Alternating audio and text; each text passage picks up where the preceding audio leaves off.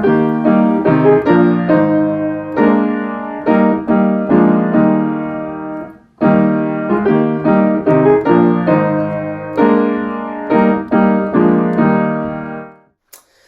to Cincy Reform Podcast. I'm Pastor Brandon, joined with Pastor Zac. We are live from the Bat Cave today. But no, we wanted to have a conversation today on creation, evolution, different debates about creation and creation days. And it's helpful because we don't have to start from scratch, but the URC has actually done some work in this, and they put a report together. They've done some study on this, and they put together a helpful document on creation, on evolution, and they were defending some things, but also left some room for disagreement. So, Zac, maybe you can start us off by talking about that report and maybe some of the key pillars, theological pillars that the report that the URC put out was trying to maintain and protect. Sure. Well, the conversation about creation really took place early in the formation of our denomination back in 2001. Our initial synod and meetings began to happen in the mid-90s. But by the time we got to 2001, there was a real need to just clarify where are we going to stand on this sort of thing, because the denomination that we came from had begun to affirm full-blown evolution and all the things that go along with that. So then the question, of course, became, well, what do we affirm? And I think it was a pretty important point in time for our denomination, because the United Reformed Churches at that point decided that they needed to be a truly confessional denomination, and to really avoid adding things to what we have historically confessed. And the documents that we've historically confessed are the ecumenical creeds, the Apostles', Nicene, Athanasian creeds, but also the three forms of unity, which come to us from the time of the Reformation, the Heidelberg Catechism, Belgic Confession, and Canons of Dort. And those, we believe, are sufficient in terms of a sufficient summary of what the Bible teaches. And in 2001, at Synod Escondido, the body decided at that point to restate, to reaffirm what our confessions, how the confessions summarize the doctrine of creation. And as Brandon mentioned, there's some key pillars that they established there. The first one is that the Bible is authoritative, it is clear, and it is sufficient in its message to us. And that's of great significance, because we need to recognize that the scientific discoveries, archaeological discoveries, they're not filling in for problems in the biblical text. They are also not authoritative. The biblical text is our sole ultimate authority. And so we began there to establish what the Bible teaches about itself, what our confessions teach, that the Bible is authoritative, clear, and also sufficient. Second, we affirmed what's oftentimes called ex nihilo, or out of nothing creation, that God created all things, both visible and invisible, out of nothing. So nothing has eternal being along with God. God is the only eternal, truly eternal being. And everything that we consider in creation, that's heaven, earth, all originally came from nothing. Third, that Adam was an historical person, and he was not a product of evolutionary biology, but he was specially created as the first man. And you cannot go further back than Adam to trace back our human ancestry. Fourth, we reaffirmed that Adam, in that creation state, he listened to Satan and fell from an original state of innocence. And fifth, that brought death and depravity to God's creation. And so those are some of the key pillars there that we reestablished, restated. And within that also, I think it's also of significance to point out that the creation days were then defined as just simply the brackets given by Genesis 1. The evenings and mornings establish what the creation days were all about.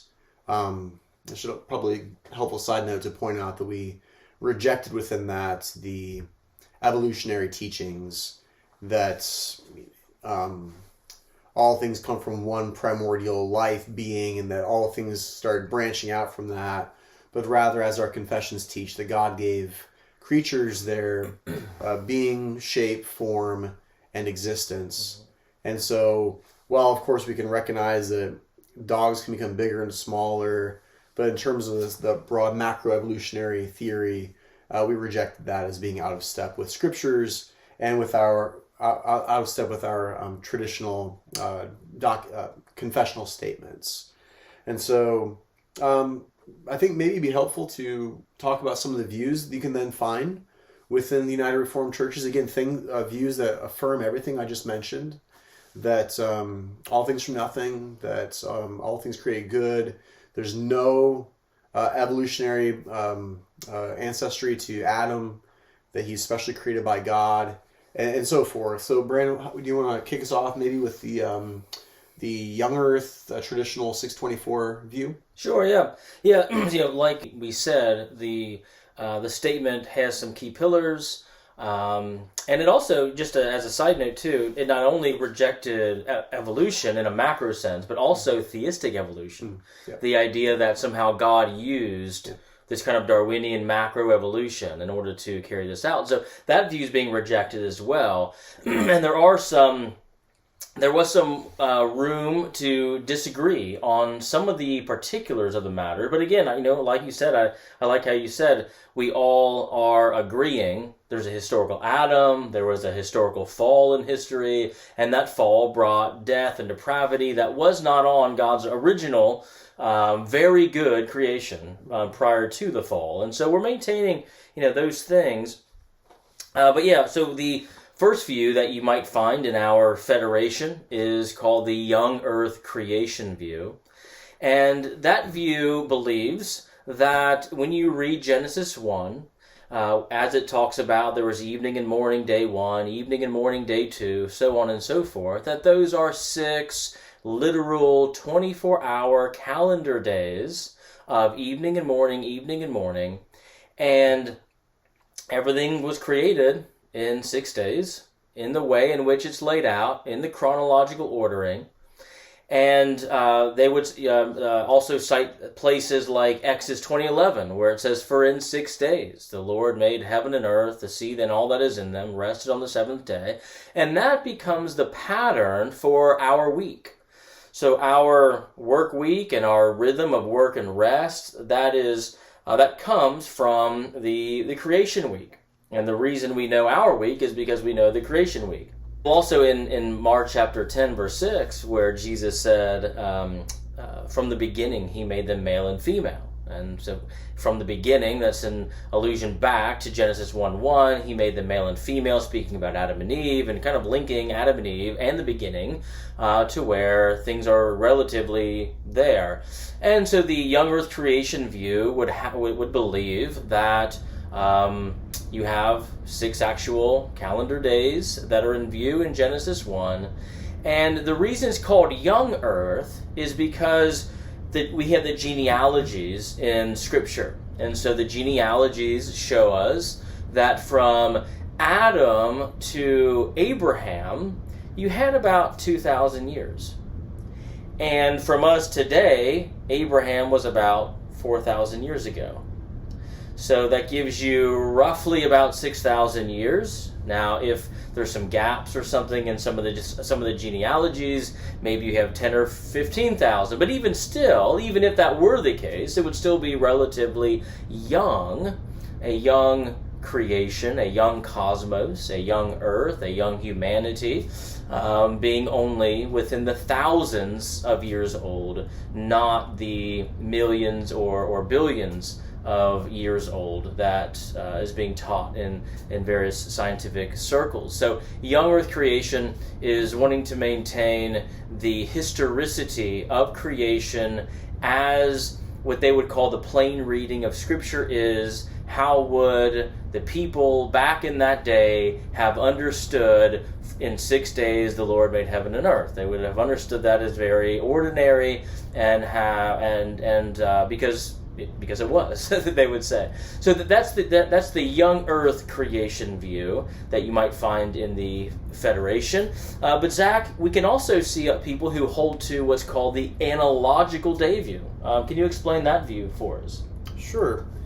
The analogical day view has a lot in common with the 624 view, as in recognizing the importance of that weekly pattern for mankind, and that it's really establishing that creation week as a pattern that's then followed by us, not just by Adam, but by you and by me, as we see ourselves as created in the image of God.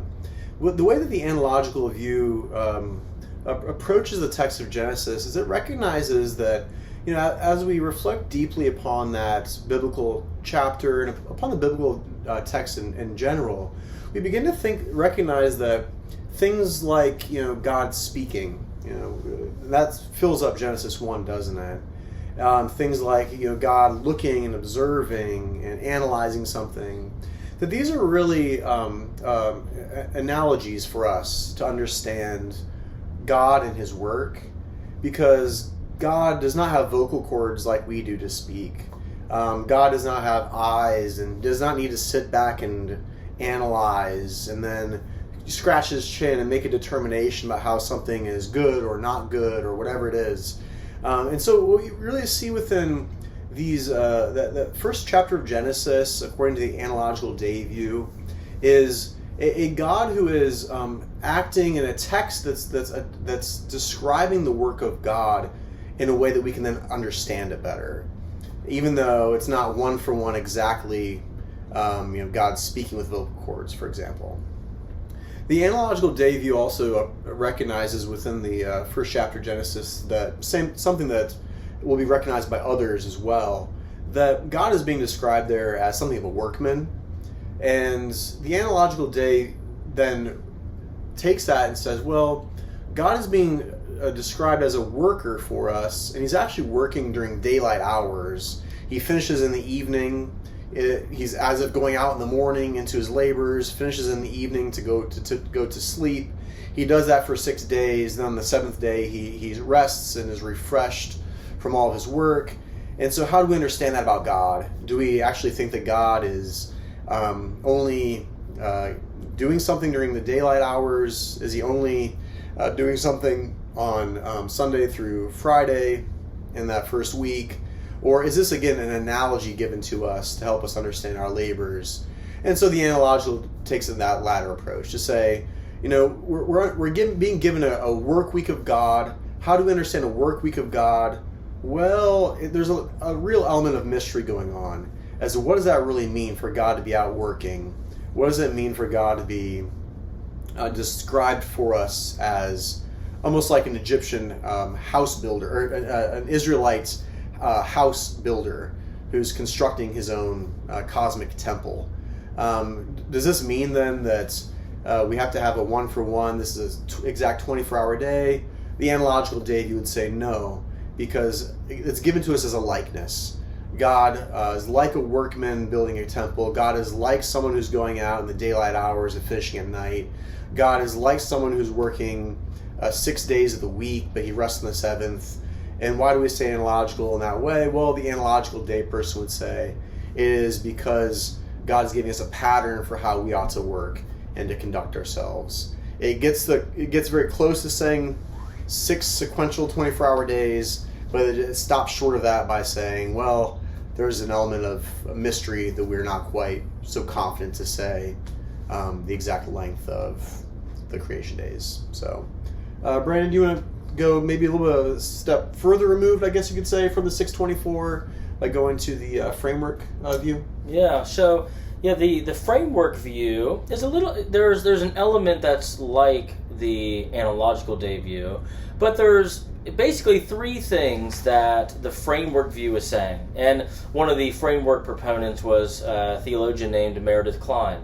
And in his writings, Meredith Kline is pretty upfront in saying that he's not positing the framework view because he's somehow wants to capitulate to science. He thinks that this is actually what the text is teaching, and he's apathetic toward the age of the earth. He said it could very well be a young earth framework view, because the framework view, he thinks, is a biblical theological view into creation as the Bible is presenting it. And he wants to maintain 3 points with the framework view. The first thing he says is that when you look at the 6 days, there's a pattern going on where in days 1 through 3, kingdoms are being created. And in days 4, 5, 6, you could say kings are being created that rule the kingdom. So for example, in day 1, light is created. But in day 4, the sun, moon, stars are created.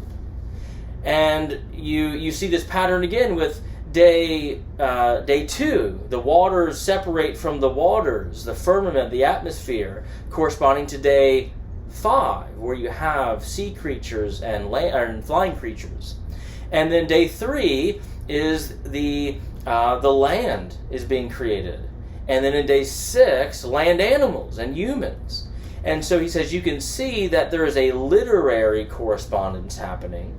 So unlike the 624 young earth creation view, unlike even many of the proponents of the analogical view, the framework view is saying it's not sequential.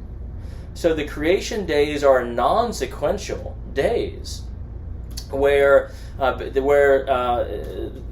the Bible is teaching, he would say, the framework view would say, is that God created the realms and the things to populate the realms, not necessarily teaching us in the exact flow in which they happened. So that's the first thing is what Kline notices, is that there's a literary thing happening with these parallels of kingdoms and kings. Second thing he wants to say is very much like the analogical day view. When you open up Genesis chapter 1, it begins by "in the beginning," and that's speaking of God's eternity. Speaking of, it's kind of bringing us into this God who existed in Himself, and He created, and then it ends on the 7th day. And the writer of Hebrews seems to allude that the 7th day is an eternal day. It's a rest that we are to strive to enter. So Meredith Kline would say, bracketed between the 6 days in Genesis, you have eternity and eternity, bracketing, bookmarking the 6 days that we see in Genesis. And so he would say that the 6 days in Genesis 1 are analogs. They're analogous because they are bracketed by eternity, and we don't know in terms of our human calendars, we don't know what the days are. Are they long epochs? We have no idea. So that's the second thing that the framework view wants to do. The third thing the framework view wants to do is when you read Genesis chapter 2, for example, it makes the statement that there was no vegetation because it had not rained yet. And Meredith Kline picks up on that phrase, because it had not rained. And he says, you see what's going on here in creation is a very ordinary thing. Now, God could have supernaturally made vegetation, but it's interesting that he says, well, it hadn't rained yet. How are you going to have vegetation? It hadn't rained. So Kline says, yes, God can do all things, but He's chosen to do the work of creation in a very ordinary way. So there was perhaps a supernatural beginning, but a very ordinary way in which it worked out. So Kline would say it doesn't make sense to have this supernatural light of day 1 only to be swapped and replaced by a sun on day 4.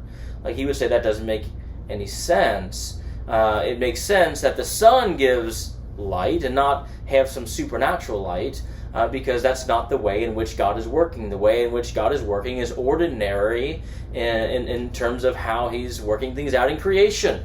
So the framework view is wanting to see the literary structures, see the analogical days, and see how God has told us the ordinary ways in which he creates. Perhaps we can end our taxonomy here by talking a little bit about the modified gap theory. You want to explain that to us? Sure, yeah. I think in brief here, the modified gap theory affirms that there is a gap. It puts forward a gap of great duration in between Genesis 1 verse 2 and Genesis 1 verse 3, which would then be, verse 3 begins the first day of creation. And so by positing that gap there, it's then is able to then maintain a very old creation created very long time ago with a very young humanity. And I think that's the basic gist of what you could say about the modified gap view. Anything else you might want to say about that? Yeah, I mean, like you said, there's a gap between Genesis 2 and Genesis 3, so it puts heaven and earth outside of day one, right? So when a modified gap theorist is defining or talking about the creation days, day one is usually only light, because that's kind of where they begin with it. But it also, I mean, a lot of proponents would posit this because they want to account for some of the large geological readings that we're getting of the Earth being millions of years old or something, and so they're trying to say, well, how can that be? Well, it makes sense if God created the Earth formless and void, it sat there for whatever science is saying, and then God came to the earth again, and in 6 24-hour chronological days, Genesis 1 did everything in order at that point. So yeah, anything else on creation?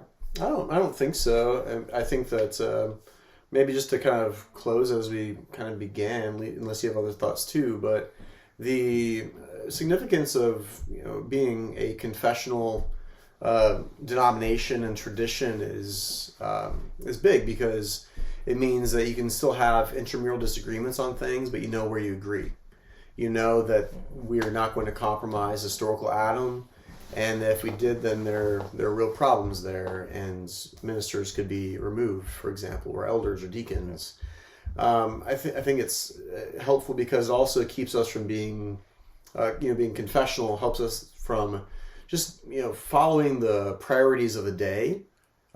Gives us a little bit better rootedness, I think, and to say, even though in our day, many want to make certain viewpoints, somebody could make 624 into a viewpoint that is like the mark of orthodoxy.